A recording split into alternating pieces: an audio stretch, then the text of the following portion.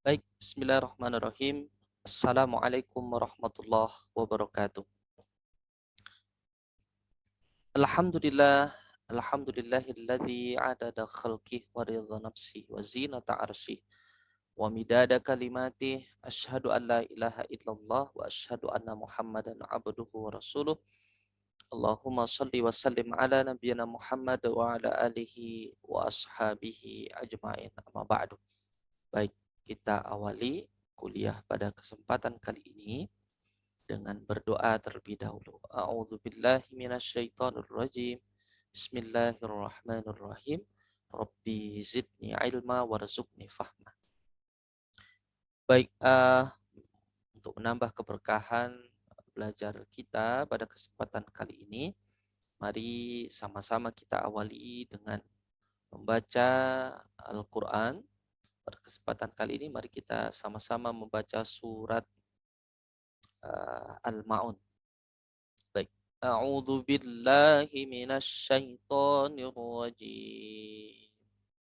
Bismillahirrahmanirrahim. Ara'aital ladzi yukadzibu biddin. Fadzalikal ladzi yad'ul yatim. Wala yahuddu ala ta'amil miskin. Fawailul lil musallin alladzina hum an salatihim sahun alladzina hum yura'un wa yamna'unal ma'un. Shadaqallahul azim. Baik, alhamdulillah, teman-teman sahabat Quran yang dirahmati Allah Subhanahu wa taala. Bersyukur kepada Allah atas limpahan nikmat dan rahmatnya sehingga kita bisa belajar bersama, yang pada kesempatan kali ini kita akan sama-sama belajar mengkaji mengenai Al-Quran, kedudukan beserta fungsinya. Baik, sebagaimana kita ketahui bahwa kitab suci umat Islam adalah Al-Quranul Karim sebagai sumber pertama ajaran agama Islam. Ini menjadi penting bagi kita untuk mengetahui apa itu Al-Quran dari sisi definisi, baik secara etimologi maupun secara terminologi. Baik, yang pertama kita akan membahas Al-Quran secara etimologi atau secara bahasa. Jadi teman-teman yang dirahmati Allah Subhanahu wa taala, Al-Quran berasal dari kata dalam bahasa Arab qara'a yaqra'u qira'atan atau Qur'anan, yang mana artinya adalah bacaan. Dalam bukunya, Imam Syafi'i mengatakan bahwa Al-Quran ini merupakan nama khusus yang diberikan atau yang disematkan untuk kitab suci yang diturunkan kepada Nabi Muhammad SAW melalui malaikat Jibril. Dalam kajian teologi atau dalam kajian al-adyan atau agama-agama, kita harus meyakini akan adanya agama samawi atau agama-agama yang hadirnya atau munculnya itu berdasarkan teori firman Tuhan, sebagaimana hal ini diungkapkan oleh Kuncoro Ningrat gitu ya, atau agama wahyu. Nah, Al-Quran itu sendiri adalah nama bagi kitab suci yang khusus diberikan kepada Nabi Muhammad. Sementara agama lain atau kitab suci lain yang diturunkan baik itu kepada Nabi Daud, Nabi Musa ataupun Nabi Isa itu dengan nama yang lain pula. Nah, Profesor Quraish Shihab, seorang ahli tafsir kenamaan dari Indonesia, sejak manusia mengenal bacaan 5.000 tahun yang lalu, ya beliau mengatakan tidak ada bacaan atau teks suci atau kitab suci yang begitu menarik, begitu luar biasa melebihi Al-Qur'anul Karim. Maka tidak heran kemudian Al-Qur'an itu ya secara etimologi menurut beliau itu disebut sebagai bacaan yang sempurna. Karena kalau kita lihat nanti dari sisi mukjizat Al-Qur'an itu tidak hanya terbatas pada satu sisi saja, tapi bahkan bisa dilihat dari berbagai sisi. Tidak hanya Al-Qur'an itu punya kelebihan dari sisi mudahnya dihafal, tapi dari sisi konten isinya, dari sisi struktur bahasanya itu sudah luar biasa. Baik, teman-teman yang dirahmati Allah Subhanahu wa taala. Jadi dari sisi etimologi Al-Qur'an berasal dari kata qara'a yaqra'u, Qur'anan yang artinya adalah bacaan. Ya, bacaan bagi umat Islam secara khusus dan umat manusia secara umum, karena memang Al-Qur'an tidak hanya diturunkan bagi umat Islam tapi juga bagi seluruh manusia. Maka wajar saja Al-Qur'an itu bahkan terus dikaji sampai saat ini dan menarik untuk dipelajari tidak hanya bagi umat Islam, bahkan orang di luar Islam pun turut mempelajari Al-Qur'an. Orientalis Barat, ya orientalism, itu bahkan sangat excited untuk mempelajari Al-Qur'an dan bahkan mereka menghasilkan banyak buku dari kajiannya, penelitiannya terhadap Al-Qur'anul Karim. Nah, ini menarik kemudian untuk kita renungkan bersama kaitannya dengan Al-Qur'an sebagai bacaan, ya. Ya, kita coba hubungkan dengan surat ayat pertama ayat pertama yang diturunkan oleh Allah yang menggunakan kata Iqra, yaitu surat Al-Alaq, ya, Iqra bismi rabbikal ladzi khalaq. Jadi kata Al-Qur'an itu sendiri itu juga satu akar kata dengan kata yang Allah gunakan pada surat dan ayat pertama yang Allah turunkan. Nah, padahal Al-Qur'an itu sendiri ya diturunkan kepada seorang manusia, ya, seorang Nabi Muhammad SAW yang ummi, yang beliau itu tidak bisa baca tulis. Nah, ini menarik, ini menunjukkan, menguatkan bahwa memang Al-Quran itu bukan karangan dari Nabi Muhammad sebagaimana tuduhan para orientalis atau orang-orang yang tidak suka dengan Islam. Nah, kata Iqra itu sendiri ini perlambang, ya, nama Al-Quran yang awal ayatnya diturunkan oleh Allah dengan perintah untuk membaca itu sebagai isyarat atau perlambang bahwa Allah memerintahkan sekaligus memberi petunjuk bahwa kunci sukses mengelola kehidupan dunia adalah dengan membaca itu. Karena dalam sebaran ayat salah satu tugas manusia, ya, adalah untuk mengelola kehidupan dunia, memakmurkan kehidupan dunia, yaitu sebagai khalifah. Ya, wa idz qala rabbuka lil malaikati inni ja'ilun fil ardi khalifah. Sahabat Quran yang dirahmati Allah Subhanahu wa taala. Baik, kita beranjak ke pengertian Al-Qur'an secara terminologis. Secara terminologis Al-Qur'an, ya, artinya adalah kalamullah al-munazzal ala Muhammadin sallallahu alaihi wasallam al-matlu bitawatiri al-muta'abbid bitilawati. Jadi Al-Qur'an adalah kalamullah, perkataan Allah yang diturunkan kepada Nabi Muhammad sallallahu alaihi wasallam yang dibaca dengan mutawatir dan membacanya adalah ibadah. Di Al-Qur'an merupakan perkataan Allah, bukan perkataan Nabi Muhammad, yang proses transmisi, proses turunnya, proses kodifikasi, dokumentasinya itu melalui jalur yang pasti, mutawatir. Jadi berbeda dengan hadis, berbeda dengan kitab-kitab yang lainnya, bahkan Al-Quran dari sejak pertama kali diturunkan oleh Allah itu langsung dicatat. Nah, ada beberapa nama sahabat yang masyhur, yang terkenal, ya, ada Zaid bin Sabit sebagai penulis wahyu.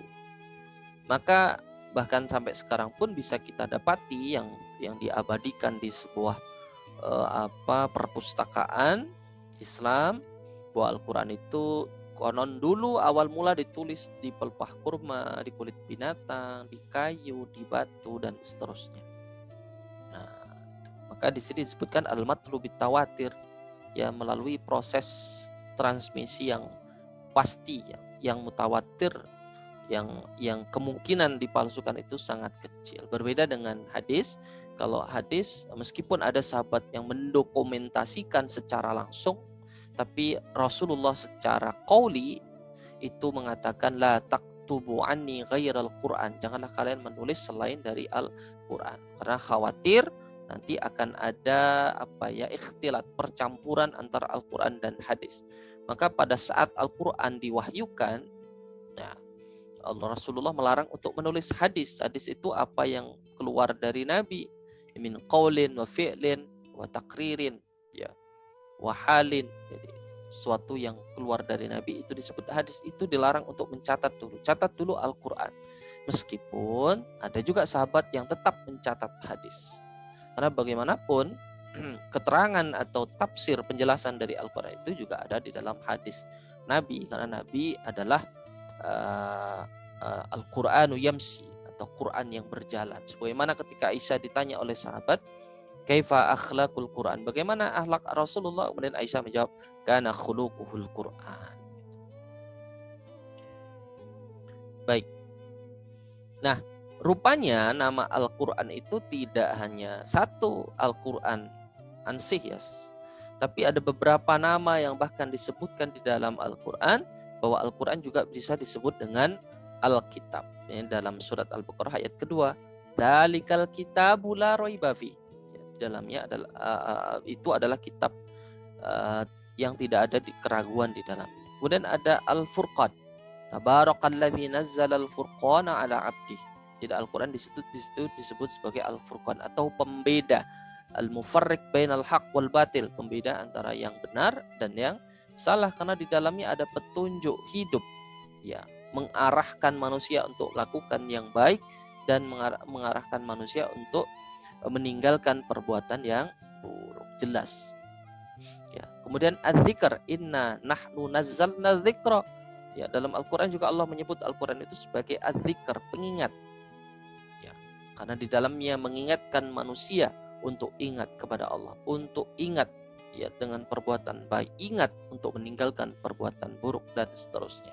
Mengingat peristiwa-peristiwa masa lampau dan mengambil ibrah, hikmah dari peristiwa masa lampau, sejarah para nabi, keburukan-keburukan umat terdahulu, Fir'aun, umatnya Nabi Lut, dan seterusnya. Kemudian Al-Quran dalam surat Asy-Syu'ara juga disebut sebagai At-Tanzil, atau apa yang diturunkan oleh Allah Subhanahu wa Ta'ala. Nah, ini di antara nama-nama Al-Quran yang lainnya, selain dari kelima nama ini, gitu ya. Ya, ini juga ada dalam Al-Quran. Ada Nur, cahaya, ada Majid, yang mulia, ada Bashir, kabar gembira, ya, ada Nadhir, peringatan, ada Mubarak, yang membawa keberkahan, ada Mubin, yang jelas, Mau'idhah, nasihat, Syifa, hudan, ya, wa nunazzilu minal Qur'ani ma huwa syifaa'un lakum. Ya. Quran itu juga sebagai obat, maka akan kita dapati orang-orang yang menggunakan Al-Quran, ayat-ayat Al-Quran itu sebagai media pengobatan. Karena misal ru'yah, mengobati orang yang kesurupan, dan seterusnya. Kemudian kalau kita perhatikan dari isi kandungan Al-Quran itu ada apa saja sih? Ada berbagai macam. Ada akidah yang berbicara tentang bagaimana seharusnya keimanan kita kepada Allah. Kemudian ada ibadah berkaitan dengan bagaimana kita menjaga hubungan dekat dengan Allah. Maka di situ ada perintah untuk sholat, aqimus shalah, wa atuz zakah, perintah untuk zakat, ya, wal hajj, perintah untuk menjalankan ibadah haji, dan seterusnya. Ada akhlak, yang di dalamnya mengatur bagaimana akhlak kita kepada pemimpin, ati'ullah wa ati'ur rasul wa ulil amri minkum. Akhlak kita bagaimana kepada orang tua kita, wa qadara rabbuka alla ta'budu illa iyyahu wa bil walidaini ihsana imma yablughanna 'indakal kibara ahaduhuma aw kilahuma fala taqul lahumā uffin. Ya, ada akhlak bagaimana interaksi kita dengan binatang, ya, dengan alam semesta dan seterusnya. Di dalam Al-Quran juga berkaitan bicara tentang ya muamalah, ya, hal yang berkaitan dengan hajat hidup manusia, berkaitan dengan ekonomi, ya, ya sesuai dengan kebutuhan manusia. Nah, kemudian ada sejarah peristiwa masa lampau, sejarah Romawi, sejarah nabi-nabi terdahulu, Fir'aun, ya, dan seterusnya. Di dalamnya juga ada ayat yang berbicara tentang hukum bagaimana manusia ketika menjadi seorang penguasa, menjadi pimpinan, yang dia harus mengadili satu permasalahan, ya, hukum. Ada hukum. Kemudian ada sign juga. Jadi jangan dikira bahwa Al-Quran hanya berisi tentang hal-hal yang berkaitan dengan ibadah saja atau akhlak saja atau akidah saja, tapi bahkan hal yang berkaitan dengan sign pun itu ada dalam Al-Quran. Dan ini yang menarik lagi, bahwa bahkan surat pertama kali yang Allah turunkan itu sudah berbicara tentang sign. Coba perhatikan, Iqra bismi rabbikal ladzi khalaq, khalaqal insana min 'alaq. Manusia diciptakan dari segumpal alaqah, ya, dari segumpal darah. Itu sains itu yang tidak akan difahami kecuali dengan pembuktian. Yaitu baru surat pertama. Dan bahkan seorang profesor, guru besar alumni Jepang mengatakan Al-Quran itu ayat Al-Quran yang berbicara tentang sains itu tidak kurang dari 800 ayat. Menarik sekali. Baik, bagaimana kemudian kedudukan Al-Quran bagi umat Islam? Ya, kedudukan Al-Quran bagi umat Islam, ya umat Islam harus menjadikan ini sebagai prinsip bahwa Al-Quran adalah sebagai sumber ajaran Islam yang pertama. Ya. Yang kedua itu adalah hadis. Al-Quran adalah petunjuk bagi orang yang bertakwa, hudal lil muttaqin. Ya, tidak ada jalan lain bagi kita untuk menjadikan diri kita orang yang bertakwa kecuali dengan membaca Al-Quran. Nah, dengan jalan mempelajari Al-Quran itulah kemudian akan mengarahkan kehidupan kita sebagaimana yang Allah dan Rasulullah SAW kehendaki, yaitu menjadi pribadi yang muttaqin. Apa itu muttaqin? Menjalankan perintah Allah dan menjauhi larangan. Al-Quran adalah way of life, jalan hidup bagi umat Islam, bahkan bagi umat manusia seluruhnya. Jadi kalaupun kemudian umat di luar Islam itu tidak percaya dengan Al-Quran, tapi dia mau mempelajari dan mengamalkan apa yang ada di dalamnya, itu pun akan mengarahkan dia pada kebaikan-kebaikan. Nah, meskipun secara fakta ternyata banyak kejadian, ya, seorang ilmuwan Mesir, Prancis, Maurice Bucaille, karena dia seorang orientalis yang mempelajari Al-Quran karena tendensi negatif gitu, nyatanya setelah mempelajari Al-Quran justru dia melihat takjub luar biasa bagaimana sejarah Fir'aun sehingga menjadikan dia justru masuk Islam. Itu fakta. Seorang biarawati alumni teologi Irena Handono itu bahkan kemudian tertarik, ya, untuk convert masuk Islam meskipun dia mempunyai kedudukan tinggi di gereja, tapi nyatanya justru masuk Islam karena beliau mendalami Al-Quran. Dan masih banyak lagi kisah-kisah yang lainnya yang ketika membaca Al-Quran, belajar Al-Quran secara mendalam, justru terbuka mata dan hatinya dan memutuskan untuk masuk Islam. Ini kedudukan Al-Quran. Bagaimana kemudian kedudukan Al-Quran di antara kitab sebelumnya? Sebagaimana Allah firmankan, wa anzalna ilaikal kitaba bil haqqi musaddiqan lima baina yadayhi. Sesungguhnya Al-Quran, sebagaimana keyakinan kita sebagai umat Islam, bahwa sesungguhnya umat nabi-nabi terdahulu pun Allah utus ke dunia itu juga untuk menyampaikan Islam. meskipun dengan kitab atau syariat yang berbeda. Maka Islam hadir, Al-Quran hadir itu musaddiqan lima baina yadai, untuk membenarkan kitab terdahulu selama bersesuaian dengan apa yang ada di dalam Al-Quran. Selama kita, ya, meskipun tentu asumsi bahwa kitab terdahulu itu masih benar, itu juga saya kira sudah terbantahkan, karena faktanya kitab terdahulu itu ditulis tuh bahkan dalam rentan waktu 100 tahun, 1 abad, ada yang 300 tahun gitu. Jadi kemungkinan kecil masih benar, dan terlebih lagi bahkan ketika nabinya masih hidup itu sudah didistorsi, sudah diselewengkan. Bahkan nama-nama kitab di dalamnya, judul-judul atau subjudul dalam kitab tersebut itu sudah menggunakan nama-nama penulis. Ini berbeda dengan Al-Quran. Al-Quran bahkan tidak segan kemudian menggunakan nama binatang, bukan berarti yang nulis binatang. Nama surat, salah satu nama surat dalam Al-Quran itu Ibrahim, itu bahkan Ibrahim itu nama nabi sebelum Al-Quran diturunkan. Jadi bahkan Nabi Muhammad sebagai nabi yang menerima Al-Quran itu hanya menggunakan 1 surat saja, ya, dan itu pun melalui petunjuk dari Allah, bukan atas kehendak dirinya. Ada 1 surat yang bernama Suratul Muhammad. Jadi Al-Quran itu, kedudukan Al-Quran di antara kitab sebelumnya itu sebagai musaddiq, ya, pembenar, ya. Tapi selain pembenar juga muhaiminan, ya, muhaiminan, menguji otentisitas dari kitab terdahulu itu, kemudian mengadili juga. Nah, maka bagi umat manusia, umat Islam, maka dia yang harus dia lakukan, yang kemudian harus menjadi prinsip hidupnya adalah mengikuti Al-Quran.